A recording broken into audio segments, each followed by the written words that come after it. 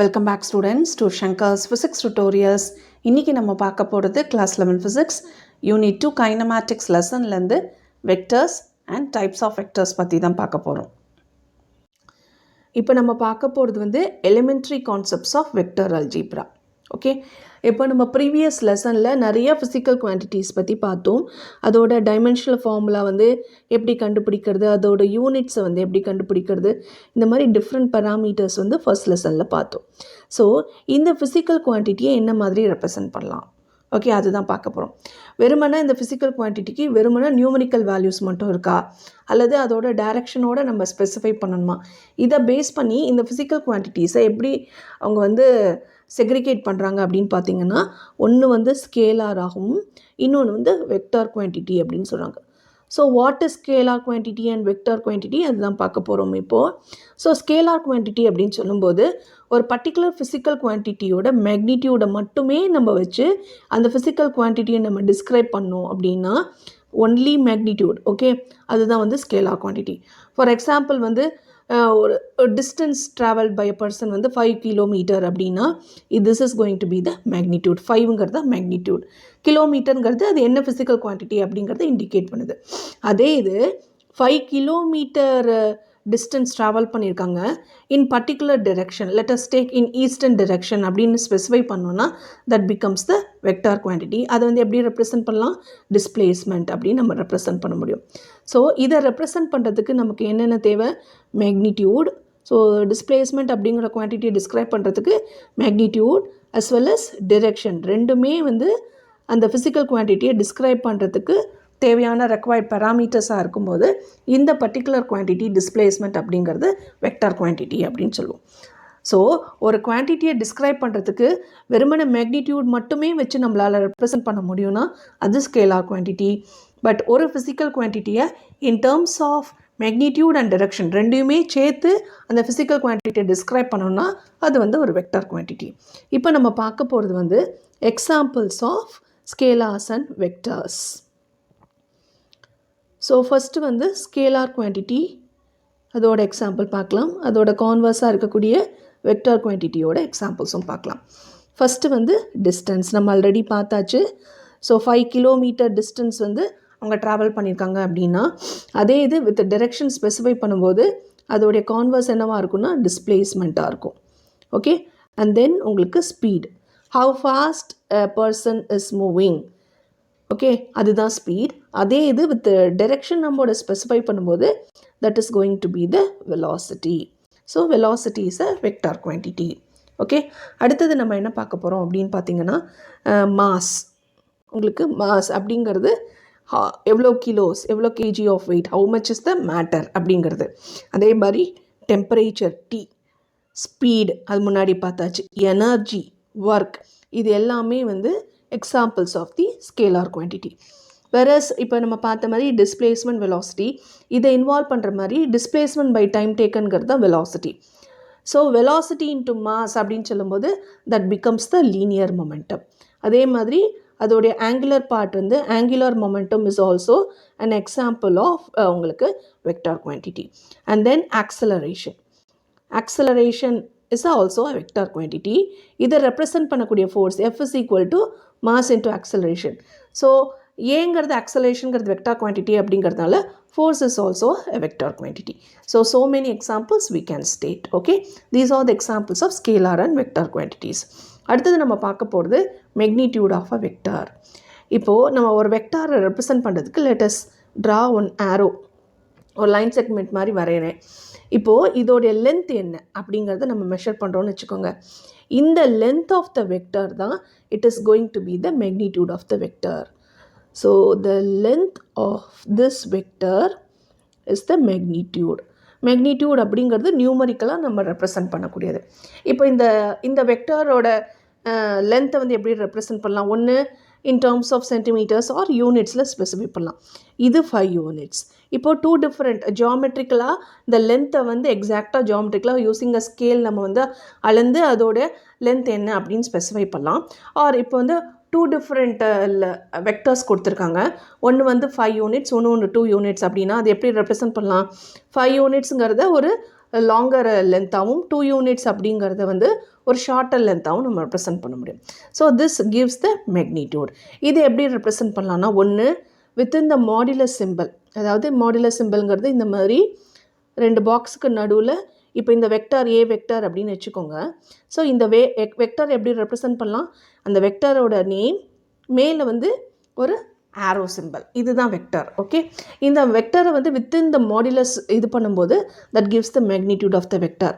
அப்போ ஒன்று என்ன சொல்லலாம், உங்களுக்கு மாடுலஸ் ஆஃப் ஏ வெக்டார் அப்படின்னு சொல்லலாம், அல்லது நார்ம் ஆஃப் ஏ வெக்டார் அப்படின்னு சொல்லலாம், ஆர் சிம்ப்ளி ஏ அப்படின்னு ரெப்ரசன்ட் பண்ணோன்னா this gives the magnitude.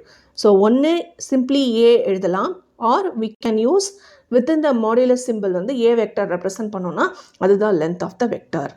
So this gives the magnitude of the vector. அடுத்தது different types of vectors பார்க்க போகிறோம். ஃபஸ்ட்டு வந்து ஈக்குவல் வெக்டர்ஸ்னால் என்ன. இப்போது 2 different vectors எடுத்துக்கிறேன். ஓகே, இது A, இது வந்து B அப்படின்னு எடுத்துக்கலாம்.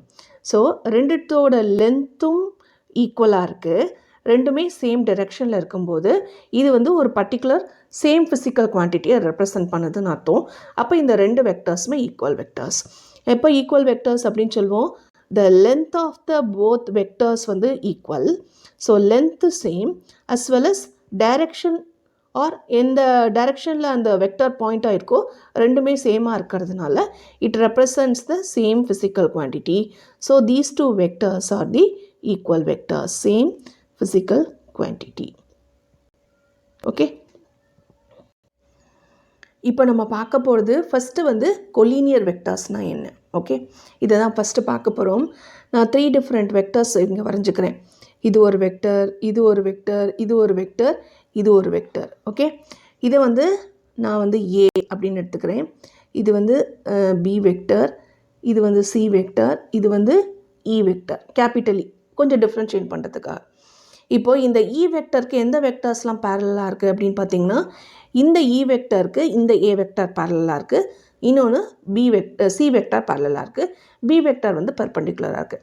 அப்போது இதில் எதெல்லாம் வந்து உங்களுக்கு கொலினியராக இருக்குது அப்படின்னு பார்த்தீங்கன்னா, அதாவது எந்த 2 வெக்டர்ஸ் வந்து ஒரே சேம் லைன்லேயோ அல்லது பேரலாக ஆக்ட் ஆகுதோ அது ரெண்டுத்துக்குரிய ஆங்கிள் வந்து ஒன்று 0 டிகிரியா அல்லது 180 டிகிரியா இருக்கும் பொழுது அந்த வெக்டர்ஸ் எல்லாம் கொலினியர் வெக்டர்ஸ் அப்படின்னு சொல்லுவோம். அப்போ இந்த இடத்துல எதெல்லாம் collinear vectors, A vector, C vector, E vector, are A வெக்டரும் சி வெக்டரும் parallel to E or they act along the same line அப்படின்னு கூட வச்சுக்கலாம். ஸோ டு இ வெக்டராக இருக்கும்போது இது மூணுமே கொலினியர் வெக்டர்ஸ். இப்போது இஃப் சப்போஸ் இந்த மாதிரி ஒரு வெக்டர் இருக்குது அப்படின்னாங்க, இதெல்லாம் நான் கொலினியர் வெக்டர்ஸ். ஏன்னா ரெண்டுத்துக்குரிய ஆங்கிள் 2 வெக்டர்ஸ்க்கு நடுவில் இருக்கக்கூடிய ஆங்கிள் ஒன்று 0 டிகிரி அல்லது 180 டிகிரியாக இருக்கும் பொழுது மட்டுமே இந்த வெக்டர்ஸை கொலினியர் வெக்டர்ஸ் அப்படின்னு சொல்லுவோம். இப்போது பேரலல் வெக்டர்ஸ்னால் என்ன, ஆன்டி பேரலல் வெக்டர்ஸ்னால் என்னென்னு பார்க்க போகிறோம். ஸோ நான் ஃபஸ்ட்டு வந்து ஒரு வெக்டர் நான் ரெப்ரசன்ட் பண்ணுறேன், இதை வந்து ஏ வெக்டர் அப்படின்னு எடுத்துக்கிறோம், இன்னொரு வெக்டர் எடுத்துக்கிறேன், அது வந்து பி வெக்டர். ஓகே, இது ரெண்டுமே உங்களுக்கு சேம் லைனில் சேம் டைரெக்ஷனில் ஆக்ட் ஆகுது. ஸோ தட் மீன்ஸ் இப்போ வந்து இது வந்து எனக்கு பி வெக்டர். ஓகே, இந்த பி வெக்டரை நான் ஏ வெக்டரோட மெர்ச் பண்ணும்போது, நான் அப்படியே எடுத்து இதை நான் ரீப்ளேஸ் பண்ணும்போது இந்த வெக்டர் வந்து அலாங் த சேம் லைன் வந்து ஆக்ட் ஆகுது. அப்போது இந்த இடம் வந்து பி வெக்டர் ஆகிடும். ஓகேவா? ஸோ நான் இப்படி ரெப்ரசன்ட் பண்ணலாம். ஆர் ஒரே டைரெக்ஷனில் மட்டும் ஆக்ட் ஆகிறது மட்டும் இல்லாமல் ஒரே லைன்லேயும் ஆக்ட் ஆகுது, ஆர் ரெண்டும் பேரலாக இருக்கலாம். அந்த மாதிரி இருக்கும்போது இந்த வெக்டர்ஸ்க்கு நடுவில் இருக்கக்கூடிய ஆங்கிள் வந்து 0 டிகிரியாக இருக்கும். So the angle between the vectors வந்து 0 டிகிரியாக இருக்கும்போது பேரலல் வெக்டர்ஸ். ஃபர்ஸ்ட் பாயிண்ட் வந்து they act along the same direction. Okay, 2 vectors வந்து they act in the same direction along the same line. இந்த மாதிரி சேம் லைனாக இருக்கலாம், அல்லது ஏ வெக்டர் பி வெக்டர்னு இந்த மாதிரி பேரலல் லைன்ஸாகவும் இருக்கலாம். ஸோ அந்த மாதிரி இருக்கும்போது பேரலல் வெக்டர்ஸ் அப்படின்னு சொல்லுவோம்.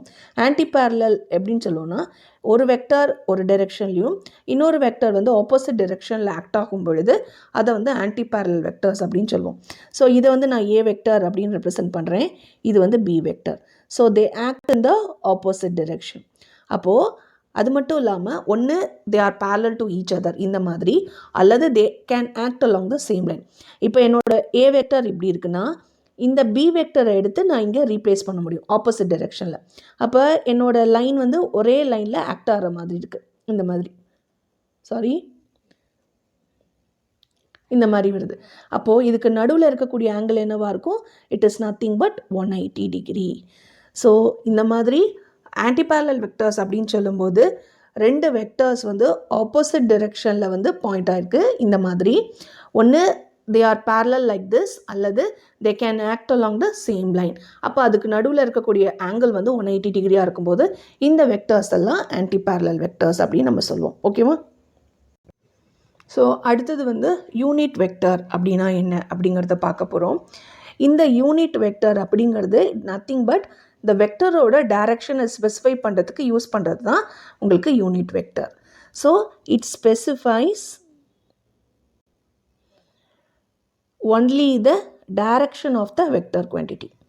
So it specifies only direction of the vector quantity. So இதோட வேல்யூ வந்து யூஸ்வலாக வந்து யூனிட் வெக்டர் அப்படிங்கிறதுனால it is equal to unity or 1 அப்படின்னு சொல்லுவோம். இதை எப்படி ரெப்ரசன்ட் பண்ணுவோன்னா யூஸ்வலி கேப் அப்படின்னு சொல்லுவோம் அல்லது ஹேட்டுன்னு சொல்லுவோம். இப்போ ஒரு வெக்டர் ஏ வெக்டர் அப்படின்னு இருக்குன்னு வச்சுக்கோங்க, அதோட யூனிட் வெக்டர் வந்து ஏ கேப் அப்படின்னு சொல்லுவோம். This is equal to the vector A vector divided by the magnitude of the vector. Okay. So A vector divided by magnitude of the vector gives the unit vector. இந்த vector வந்து இந்த vector குவான்டிட்டியோட டைரக்ஷனை மட்டுமே specify பண்ணுறதுக்கு நம்ம use பண்ணுறது தான் இந்த unit vector. This is represented by cap. ஓகேவா? இப்போது ஆர்த்தோகோனல் யூனிட் வெக்டர்ஸ்னால் என்னென்னு பார்க்க போகிறோம். இந்த ரெக்டாங்குலர் கோஆர்டினேட் இருக்குது. இது வந்து X axis, Y axis and jet axis. இந்த positive X axis and positive Y axis and positive Z ஆக்சிஸ்க்கு அக்ராஸாக இருக்கக்கூடிய 3 யூனிட் வெக்டர்ஸ், 3 யூனிட் வெக்டர்ஸ் என்னென்ன அப்படின்னு பார்த்தீங்கன்னா உங்களுக்கு அலாங் எக்ஸ் டிரெக்ஷன் வந்து ஐ cap, okay, along Y direction வந்து it is represented by J cap, along Z direction வந்து அதை வந்து கே கேப் அப்படின்னு சொல்கிறோம். ஸோ ஐஜேகே வந்து these are the unit vectors. Unit வெக்டர்ஸோட ரோல் என்ன? It specifies the direction. Okay, இந்த ஒய் ஆக்சிஸ்க்கு அக்ராஸாக வெக்டர் ஆக்ட் ஆகும் பொழுது அதை ரெப்ரசன்ட் பண்ணும்போது நம்ம ஜே கேப் அப்படின்னு சொல்லுவோம். எக்ஸ் ஆக்சிஸ்க்கு அலாங்காக ஒரு வெக்டர் ஆக்ட் ஆகும் பொழுது அதோட டைரெக்ஷனை வந்து ஐ கேப் அப்படின்னு ரெப்ரசன்ட் பண்ணுவோம். ஜெட் ஆக்சிஸ்க்கு அக்ராஸாக ஒரு வெக்டர் வந்து உங்களுக்கு பாயிண்ட் ஆகும் பொழுது அதோட யூனிட் வெக்டர் வந்து கே கேப் அப்படின்னு சொல்லுவோம். So they are mutually orthogonal vectors அப்படின்னு சொல்லுவோம். அப்போ எனி 2 வெக்டர்ஸ் எடுத்துக்கலாம். Let us take y axis and jet axis எடுத்துக்கலாம். இதுக்கு 2 வெக்டர்ஸ்க்கு அக்ராஸாக இருக்கக்கூடிய ஆங்கிள் வந்து உங்களுக்கு 90 டிகிரி. அந்த மாதிரி any 2 vectors x y, okay, or y zed இந்த மாதிரி எடுக்கும்பொழுது எனி 2 வெக்டர்ஸ் எடுக்கும்போது அதுக்கு ரெண்டுத்துக்கு இருக்கக்கூடிய அந்த ஆங்கிள் பிட்வீன் த 2 வெக்டர்ஸ் வந்து 90 டிகிரியாக இருக்கும். So 2 vectors which are perpendicular to each other are called orthogonal vectors. This is the orthogonal unit vectors. Hope இந்த வீடியோ உங்களுக்கு ஹெல்ப்ஃபுல்லாக இருக்கும்னு நினைக்கிறேன். Thank you for watching this video. Keep supporting Shankar's Physics Tutorials.